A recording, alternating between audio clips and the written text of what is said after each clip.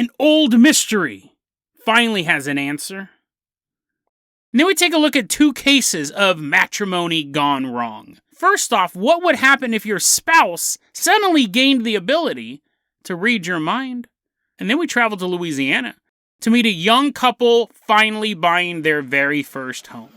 It's a fixer-upper, but they truly believe they can turn this into the home of their dreams. That is, until it showed up. Today on Dead Rabbit Radio.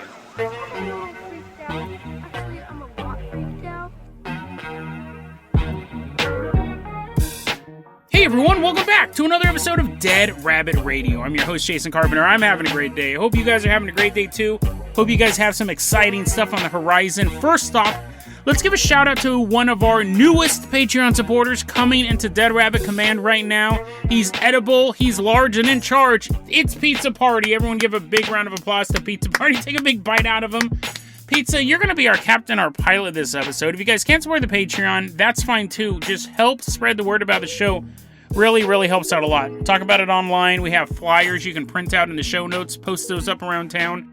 Anything helps, and the flyers actually do attract a lot of new listeners. Pizza Party, get those greasy hands cleaned off. I'm going to go ahead and toss you the keys to the Jason Jalopy. We are leaving behind Dead Rabbit Command. We are headed out to the local library. The reason why we're headed to a library is because we're looking for a book. A book called Why Hasn't Everything Already Disappeared by Jean Baudrillard. I tried reading the synopsis of the book. It didn't make any sense. So then I tried reading like a Wikipedia page about this dude, and that made less sense. Like, who is this guy? He's a French author, apparently, and he wrote a book called Simulacra and Simulation. That book is best known for being in The Matrix. In The Matrix, he uses that, like a hollowed out version of that book, to hide like his keys and his credit card or his like data discs or whatever he was using. And you see, it was a simulation of a book. It was very deep. And it turns out that the Wachowskis based The Matrix this book was kind of an influence for The Matrix. Like, what is real? What is reality? Are the symbols what's real? Or do the symbols represent something else? I don't know. I couldn't figure out what that book was about either. But I am assuming it has something to do with people dodging bullets and mass shooting. So, anyways, he writes this stuff, and he wrote this book called Why Hasn't Everything Already Disappeared? And from what I could gather, it's about things disappearing, like things vanishing and the ethereal nature of information and images and stories, and things just eventually go away, and then we don't know what it is. I think that's what he was saying in this book. Now, the reason why I'm learning about this is I got an email from Symbiogenesis69. And they were letting me know they were reading this book. They didn't tell me what the book was about, by the way. They go, oh, Jason's smart enough. He'll figure it out. This is breaking news. In this book, right now you're going to see a photo of it. In this book, Why Hasn't Everything Already Disappeared, is a photo of a Solar Plexus Clown Glider. There's a little asterisk next to that. The photo you're looking at, if assuming you're not lifting weights, you're not trying to set a personal best, and you can look over at your phone, is an image that is constantly connected to the idea of the Solar Plexus Clown Gliders. We did it was like episode 69 I covered these guys. It's a creepypasta, or is it? It's a really interesting episode. I kind of state that there could be something like this, but I didn't think it had anything to do with this photo. But a lot of times when you see something about the Solar Plexus Clown Gliders, this photo will be next to it. Like, is this a photo or is this an illustration of a Solar Plexus Clown Glider? And nobody knew the source of the photo. Or if they did, they didn't go on the paranormal boards. They weren't talking about it. But this has been around for years. And Symbiogenesis 69 was reading this book and goes, oh, this is the origin of this photo. So they sent me a photograph of them. That's the photo you're looking at now, holding up the book. And then Hoots Cheech on the Patreon Discord actually got another image. I'll put that up here. Thank you very much. It's a clearer one. You can see the writing on the book. You can see what the page is about. It makes no sense.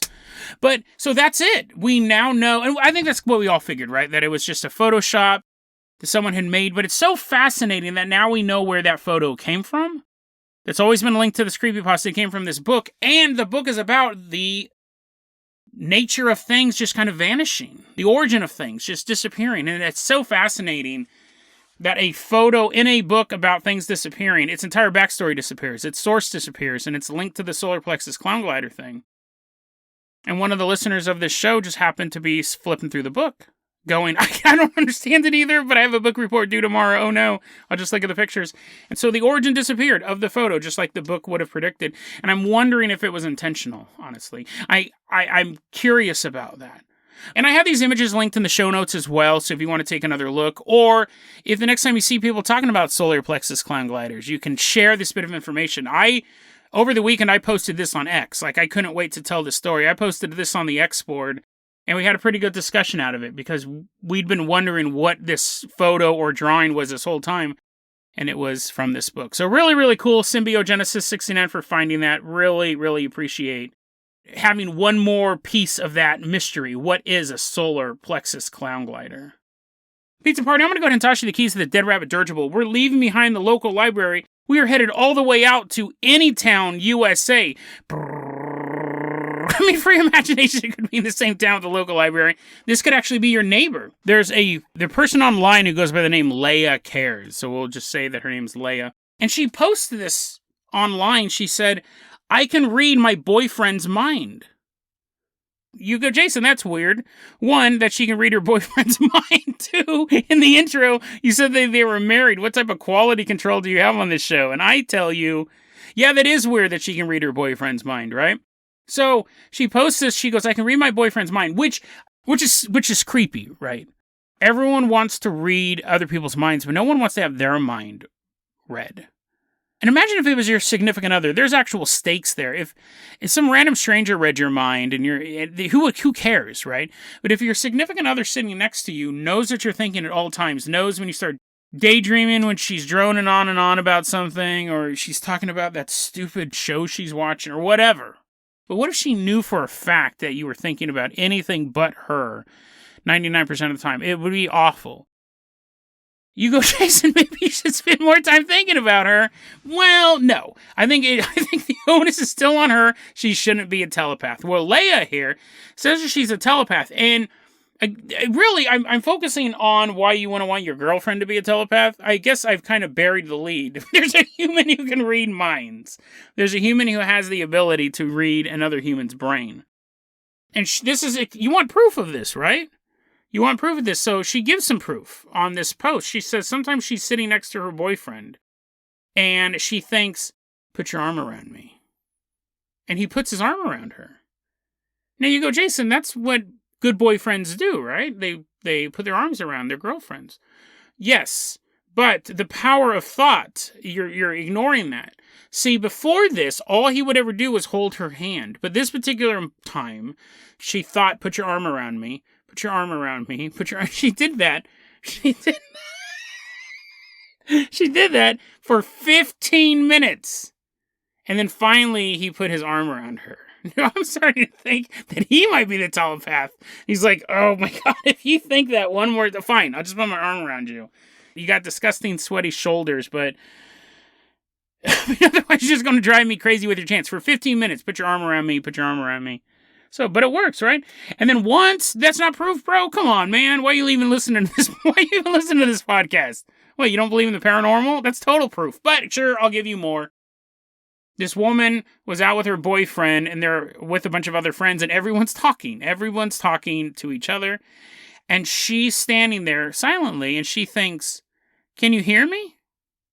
And right when she thinks that, her boyfriend nods yes. Now, is it possible he was nodding yes to something else somebody else said? There's a group of people, maybe one of them said, have you already eaten dinner? Or did you like that movie? Or why is your girlfriend slowly going insane? Why are her eyeballs like little spirals, like she's trying to hypnotize you? He nods yes, so that was him confirming he can hear her. Fine, you want more proof? Well, once she thought, I wish my boyfriend was home. I wonder how long it's going to take for him to get home. And then she heard a voice in her head.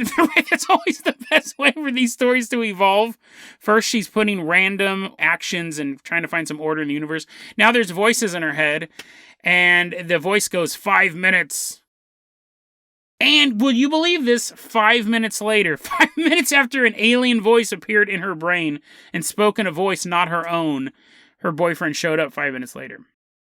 And one time, she includes this in her story, she has really, really bad back pain. And so she's laying there, her back hurts, and then the boyfriend starts holding his hand over her back, like he's not touching her, he's doing like the hover hand thing, and the pain went away. So it has nothing to do with telepathy. And that actually makes him also this miracle worker, but using his hand, he was able to put some energy in her that made her back pain, her chronic back pain, go away. And finally, you guys are like, okay, good, this is wrapping up. This insanity's wrapping up. She started waving her hand over his forehead. This is some really weird foreplay. She started waving her hand over his forehead and he fell asleep. I'm sure he's like, if I'll just pretend to be asleep as long as this madness ends. So she writes this whole post, and this is... the reason why I'm talking about this is not necessarily because I've just confirmed that telepathy does exist in the human species, and I presented several pieces of factual-based evidence to support that argument. That's not the reason why I covered that. The reason why I'm covering this is after this whole post... This is so genius. I'm kind of mad I didn't think of this. I'm so mad I didn't think about this. Leia writes this whole post about how she's getting into spirituality and she's aligning her chakras and then she can read her boyfriend's mind and healing and putting him to sleep and all this stuff. She ends it with this. This is genius. After telling this whole story, here is a great resource if you want to learn more. And it's a link to the Gaia app. Now, Gaia, if you don't know, I often call it Oprah-level metaphysics. It's just really, really to the masses, bored, wine housewife spirituality. At best. A lot of times they have people who say that they are ancient Atlantean warriors reincarnated, and they have this, like, they have the equivalent of like an animated series on there about how cool Atlantis used to be if only you were there as well. They do a lot of just flat out things of dubious factual origin, right? I don't want to come out because I've been racking up a lot of enemies lately. I do not want to come out and straight up call them fraud and hucksters. But let's just say dubious factual material on Gaia at worst. Sometimes it's just completely harmless. Breathe in, breathe out, orbs floating around you, energy, stuff like that. Whatever. That's what Gaia is. And I read this, and it was like a punchline to a story, because I'm reading this and I'm laughing because I'm like, these are the most ridiculous pieces of proof that you're telepathic. And I get to that and I thought, this is genius. This has to be on purpose. What a awesome way to promote your product. Now, I went through her post history, and she's really big into, like, gang stalking, so that makes sense where she's starting to see these weird connections, like, I'm thinking something, and then something happens. Like, we do see that in gang stalking community, looking for patterns where there are none. So I don't personally think that this is a Gaia employee. I hope this isn't a Gaia employee, right? Could you imagine having your marketing department? You have your marketing department run by a bunch of people who think they're being gang stalked. You're like, Willis, where's your report from Tuesday? They're like, they're hiding under their desk. They would assume you were the gangster, you're the boss. Of course you have to keep track of them. How come you didn't punch out the other day, Jonesy? Yeah, how do you know everything about me? Because you have a time card, because you work here, because I have your social security number. Like, you wouldn't want to have that, but she may not work for Gaia. Again, I would hope not. I'm sure she's a lovely person. And I wish her the best. I'm not trying to say that she's a lunatic who believes everyone's stalking her. However, I probably wouldn't hire her, right? If she thought that people were coming after her. But again, I don't want to lambast the woman too much. My point is that this is a perfect marketing tactic. Tell a spooky story with product placement. How have no one ever thought about this before? You have to be careful about it, but you could do it. What if? Because think about it. You scoff at that idea, but Squidward suicide, it promotes SpongeBob. You're like, Jason, nobody reads Squidward suicide, which is a creepypasta that actually unnerved me back in the day when I first read it. I was like, no one reads Squidward suicide and then checks out SpongeBob, but it reminds you of SpongeBob, right? Brand awareness. I'm not saying that you need to have Slender Man walking around drinking Pepsi and eating Doritos, but I'm also saying there's no reason why you shouldn't. When you're making up these creepypastas, you could easily fit in product placement. You could just have the story start off at a McDonald's.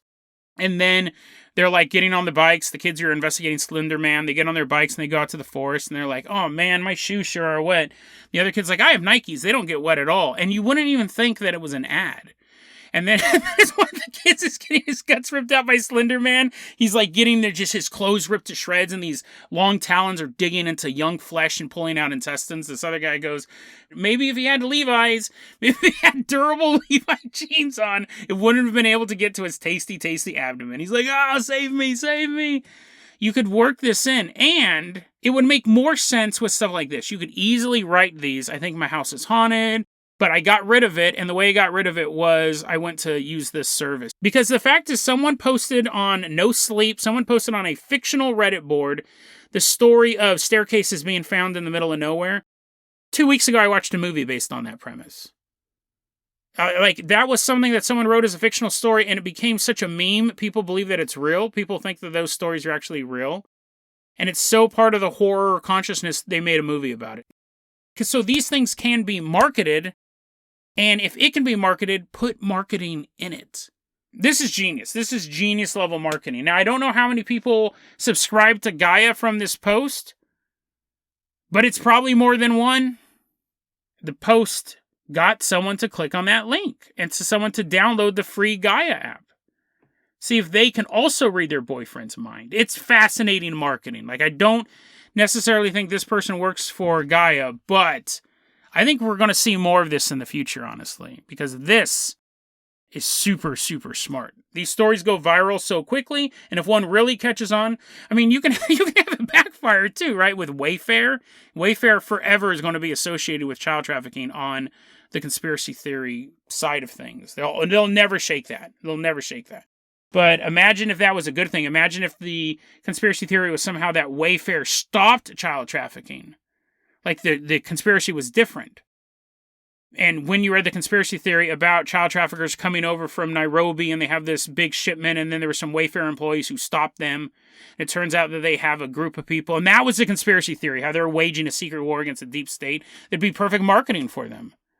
And it would have gone viral and they would have come out and denied it, but people would have been like, well, of course they have to deny it. They're fighting pedophiles. Fascinating. You could really, really use this to your advantage. If I can figure out a way to do it, we will see. But for now, Pizza Party, I'm going to go ahead and toss you the keys to the Carpenter copter. We are leaving behind a local town. We are headed all the way out to Louisiana. In Louisiana, we don't have this guy's real name, but we're going to call him Kevin. That's his real name. That's just a guess. We're in Louisiana. It's March 2021. And Kevin's driving his car. Sitting next to him is his beautiful young wife, Julie. And she's looking out at the trees, changing color. They drive through their neighborhood. They are on their way to enter their first home. They've been married for 5 years, and they'd obviously seen this house. They picked it up. But this is the first time they're going to be going into this home as homeowners. It's this magical moment for this young couple. And as Kevin is taking in the silence of this house, he goes, man, what a crazy journey it's been. Both of them had fairly rough childhoods. But they found each other, and they fell in love. Everything is good. They're not drinkers. They're not drug users. They have no underlying mental illnesses. The future looks bright. The reason why they're in Louisiana was he just got a new job that took him to the area, and they have this home, and it's a fixer-upper. But a month after they move in, Julie starts to have horrific nightmares. Are you okay, Julie? Kevin said. I'm fine, but the nightmares are getting worse. Kevin said that his wife started to have such bad nightmares. Some nights she would just stay up. Hey, honey, it's time for bed. Aren't you ready to go to bed? I don't know. The nightmares. I don't want to have the nightmares again. They were so intense, she wouldn't sleep. But of course, that's not sustainable. So she would eventually fall asleep and be plagued with terrifying dreams. At one point, they end up meeting someone who knew the reputation of the house. And they go, oh, you live in that house? Well, yeah, that house has its stories. You know it's haunted, right? And Kevin and Julie, they don't believe in ghosts. It just doesn't really, that's something that kids talk about and spooky Halloween stuff, right? Ghosts don't really exist. But the person they're talking to goes, oh, no, that house is haunted. I actually knew the old man who used to live there previous to you guys moving in. Like, he was the tenant right before you guys.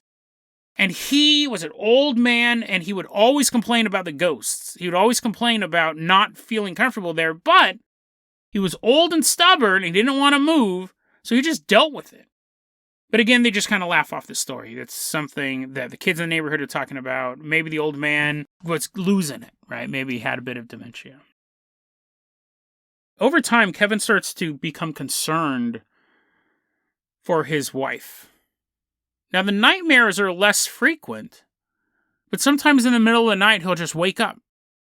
And she'll be standing at the edge of the bed, staring off at a wall, staring out towards the window. Just standing there silently. And he would always ask, Julie, what are you doing? Just thinking, she'd reply.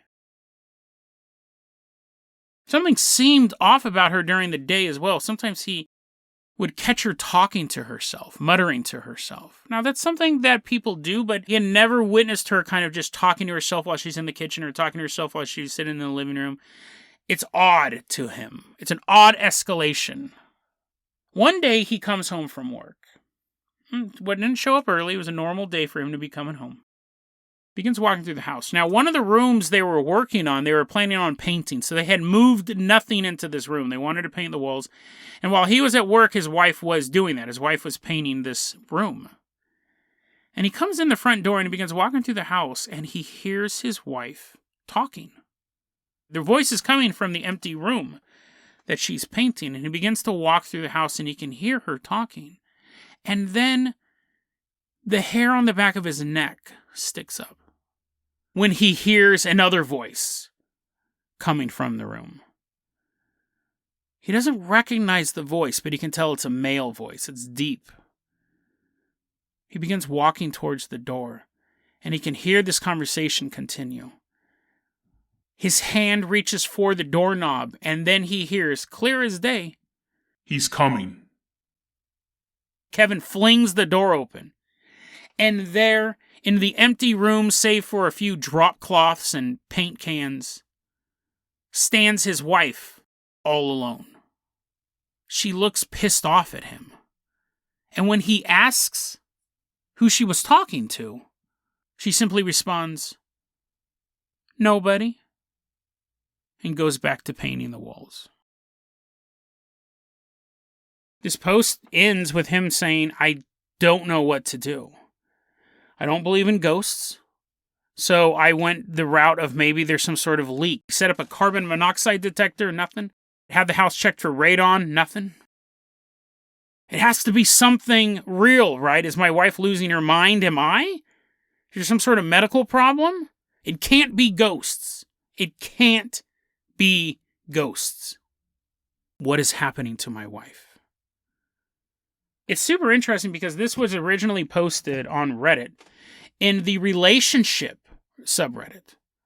And this was the title of it. Worried about my wife and I don't know who to talk to about my bizarre situation. It was posted to this relationship subreddit, and it's like, has anyone else experienced this? After 5 years, does your wife just go nuts? Is this one thing I missed in all the manuals? And then it got reposted to the Ghosts subreddit. I think it was Ghost subreddit. It's irrelevant now because they've both been deleted. I had to archive this. I've learned my lesson with Reddit. A lot of times people will post something super interesting, and then Reddit goes, nope, we don't like that cool, interesting story someone posted, so they just wipe it out. So I have it archived. But it's gone from the relationship board, and it's gone from the Ghost board. This was a throwaway account. I emailed him. I haven't heard anything back because I had some other questions about stuff. But it's a fascinating story. Now, obviously, it could be fake. It could just be some sort of fake viral marketing thing, right? It does sound a lot like Paranormal Activity. So we have to address that. But it's a fascinating story, and he ends it when he says, I'm creeped out by both my house and my wife. And when we think about haunted houses, when we think about these locations we go to that are haunted, in the back of any paranormal investigator's mind is the fear of possession. So you do think about that. But just like the story before, if someone is a telepath, but you have nothing to lose if they like you or don't like you or whatever, that's fine. But if it's your significant other, if it's someone close to you who you have a vested interest in putting on a good face and that you're attentive and stuff like that, it's the end. Because no one is that perfect of a loved one. You will always be like, oh, not again. And she would hear that, right? She would totally hear that. This is the same type of situation. If your house is haunted, you could leave, which this house most likely is haunted based on this story. I mean, you could leave, but the wife's fine with it. Like, would she want to leave? If both people were being tormented, they could easily leave the house. But if one person is under the thrall of this thing, we've already spent so much money on this house, it's in a good area, this is where your job is and stuff like that. They'll find other reason not to be like, I must be here to serve the Dark Lord Gamigan. This is his portal to our realm. They're not going to give you that excuse. But that's really what the creatures in her brain are telling her. They're controlling her. They've broken her down mentally and spiritually by plaguing her with nightmares, by making it so she can't sleep, to getting her to a weakened state where now they are gaining ownership over her body. Your loved one, your wife. This isn't a simple, let's leave and take a loss on the haunted house, we'll sell it at a loss. This isn't that. This is their relationship. She won't leave now. Obviously, there are stories like that in the past where, like, a little kid in the family gets possessed, or Amityville, the son gets possessed. However it is, you'll have family members get possessed. But we always approach those stories from the end. We always see, like, at the end of the infield haunting, where the girl's communicating with the demon. We see how it all worked out. This story is going on right now. And we don't know how it's going to end. We may never get another update because this was posted and scrubbed within a day or two from Reddit. So he's going to look at it and go, well, obviously, where do I post this? It's just going to keep getting taken down. He may never update it. It may simply resolve by itself. And it's just this weird moment in time where, you know that time in life where you get possessed by a maniac, a ghost in your house, makes you talk to yourself? We don't know how this story is going to end. It could end with one day us finding a true crime story somewhere in Louisiana. A man kills his wife, saying she was a demon. She came at me. It was my life or hers. Or the true crime story could be a crazed woman brutally butchers her husband in his sleep. They'd been married for 5 years and no one knows why she took that knife to his throat. But she did. You can leave a haunted house, but can you leave a haunted marriage? If you truly love the person they once were, how long would you stick around? How many warning signs would you ignore? How many sleepless nights laying in the darkness, pretending to slumber as you hear your wife crawl out of bed and then stand in the darkened room? How long could you live in such madness? I think Kevin is about to find out.